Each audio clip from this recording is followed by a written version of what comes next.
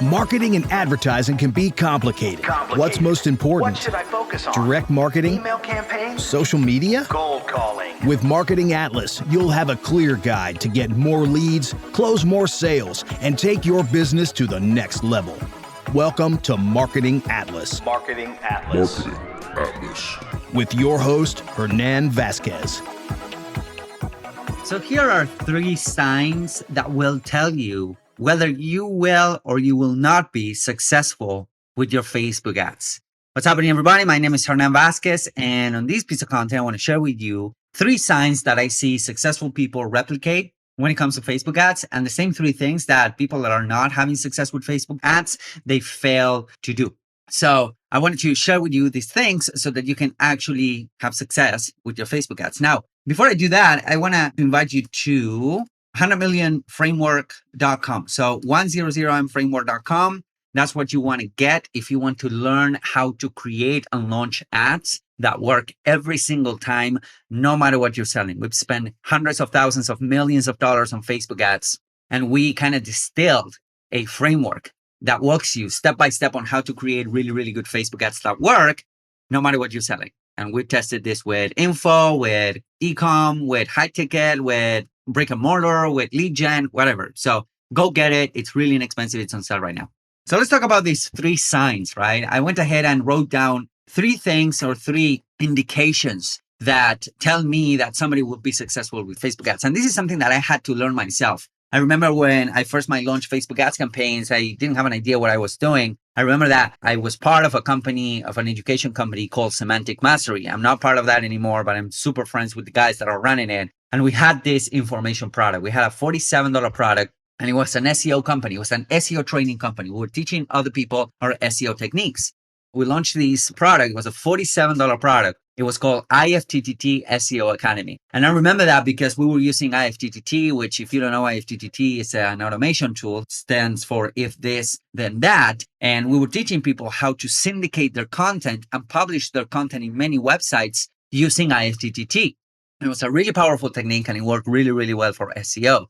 So we kind of packed it and we started selling it. Bradley Benner, my partner back in the day, he was kind of the singing voice of that company. And we launched it on the JV circle, if you would, right? We started with JV Zoo, and we realized that it was really hard to push a product, a $47 product with JVs. Why? Because JVs, they wanted to promote their own products. They never had time to promote our stuff. We would promote theirs, but they wouldn't reciprocate. So it was really hard. So we decided to go ahead and take matters on our own hands, right? Grab the bull by the horns, if you would. And we put together a funnel, and we started running ads to that funnel. I remember that it was an IFTTT SEO recipes PDF, and then it will sell the product. It was a $47 product. And we started getting really good results with Facebook ads, right? So we launched some ads, and I remember that we had these little ads that they were babies crying, right? And they were like eating a lemon. So the title of the ad was "Your SEO Suck. Here's how to fix it," right? And of course, back in the day, like it was a lot easier to run this type of campaigns on Facebook. Now things are a little bit more strict, so you cannot say that. But I remember we started having really, really good results, and we went ahead and ran with it. We were getting super cheap leads, and we're getting a lot of sales for this $47 product. So these 3 signs I had to learn, because one of the things that really didn't allows us to grow back in the day was that I was launching a campaign, and nothing happened, and I would stop it, right? And then I would rework it, and I would launch it again, and nothing happened, and I would stop it. Or we launch a campaign, and it worked really well for 2-3 days, and I would stop it, right? So what happened is that I had to learn this. And the first sign that was a thing that I had to learn is that you are not stopping or starting your campaigns, right? So Facebook, if you think about it, it's a momentum-based platform. What does that mean? That means that whenever you are stopping or starting and stopping and starting a campaign, you're actually hurting the performance of your campaigns, right? The Facebook algorithm needs time to learn. The Facebook pixel needs time to learn. And it doesn't matter if you have a lot of data. If you're testing a new funnel, it does need some time to learn who your ideal target is, who your ideal demographic is, where they're hiding, what type of interest they have. So stopping and starting a campaign will not help at all. So the first sign that tells me, okay, this is going to be a successful person with Facebook ads is that you're not afraid to run your ads for a while. You're not afraid to spend money to get some data back. Okay. So that's the number one thing. The other thing is that, again, back in the day, we had to test a lot of different campaigns. And I was lucky enough that I had these partners that they weren't afraid to test, right? So we were testing a lot of lead magnets. We were testing a lot of creatives. And every test, it does require money, right? It does require money to go ahead and test. So the thing is that you're not afraid to test because you need to be testing creatives. You need to be testing audiences. You need to be testing campaign objectives. That's the second sign. And when somebody's afraid to test, they're like, oh, I don't want to spend a lot of money on testing. That immediately tells me that that person is probably not going to be successful at advertising or even at entrepreneurship in general, because entrepreneurship is a lot of testing a lot of the time. If you ask me, hey, did you thought that you would be in this position right here doing exactly what you're doing 3 years ago? I would say, heck no, right? So it requires a lot of testing, and that's true for paid advertising as well. And number three, which is one of the most important things, is that people that are successful with Facebook ads and with advertising in general, they're also paying attention to their funnels. They're also paying attention to what's happening after the click. They're also paying attention to the conversion numbers. They're also paying attention, hey, are we reaching out to every lead that we bring in? They're successful because they understand that paid advertising is great. It's fantastic. It can help your business go to the next level, but it's not the only thing. It's just part of the equation. Sometimes it's 50%, sometimes it's 40% of the entire equation. What really successful people, and the third sign that people will be successful with Facebook ads is that they're not afraid to take a look at their numbers. Sometimes I have these talks with coaching students and with clients, and they come in and tell me, well, our cost per lead is too high, or our cost per call is too high. And the reality is that they're focusing on how can we get lower cost per lead, or how can we get lower cost per click,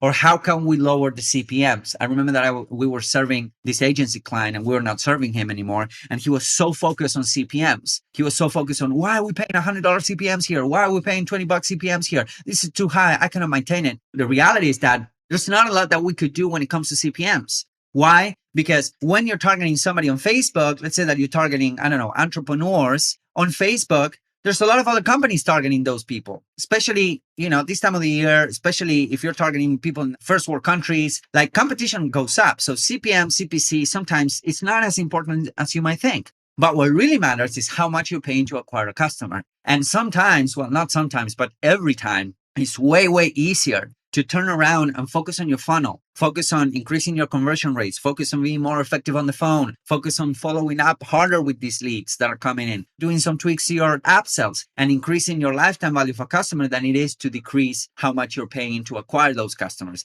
We usually don't get a say on that, right? The market decides how much we're paying to acquire a customer. And now it's our job as advertisers, digital marketers, entrepreneurs to turn around and make that math work for our business. So again, the third sign that I see people that are really successful with Facebook ads kind of tick the box on that is that they're paying attention to their ads. Of course they are. They're really paying attention to their ads. They're going ahead. They're doing everything they can to get better results with their ads. But they realize, they understand, they know that ads are only part of the equation. You need to understand, okay, are we calling everyone? Are we calling every lead that's coming through the door? Right? If people are getting out of their own way to click on an ad, then opt in on your page, then download something, or maybe even purchase something, or schedule a call, are we actually picking up the phone and call them? These are human beings, right? You need to be talking to them.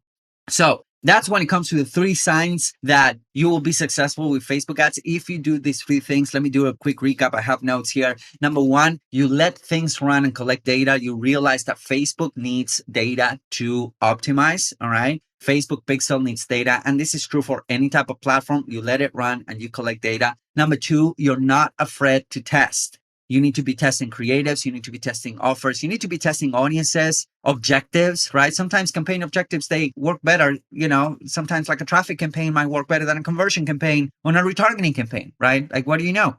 You need to be testing. For instance, right now, we're running ads on an acquisition funnel that we run for ScaleDriven.com. I'm running ads direct to a sales page, but I'm also running ads through Messenger. And Messenger ads are working really well, and they're working better. They're outperforming how much our campaigns are making when it comes to direct to the sales page.